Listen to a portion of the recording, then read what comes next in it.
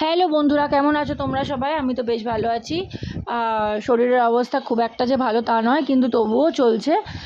কাজের মধ্যে ব্যস্ত থাকি বলেই হয়তো মনটা আমার সবসময় এত হাসি খুশি থাকে। তো যাই হোক, কাজ করতে করতে হঠাৎ মনে পড়ে গেল যে না, এবার টাইম হয়ে গেছে, মেয়েটাকে চান করিয়ে দিই। তো চলে এসেছি কাজটাকে অর্ধেক পজিশনে রেখে মেয়েকে চান করাতে। তো ওকে তেল মাখিয়ে ভালো করে স্নান করিয়ে দিচ্ছি।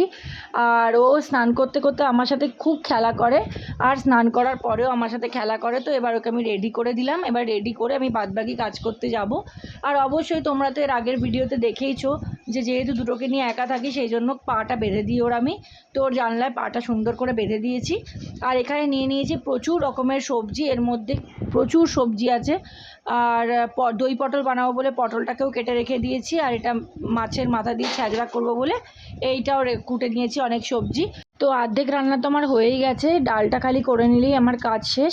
তো সবজি দিয়ে ভালো করে ডালটা করে নিলাম। দেখা হবে তোমাদের সাথে নেক্সট ব্লগে। ততক্ষণের জন্য ভালো থেকো, টাটা।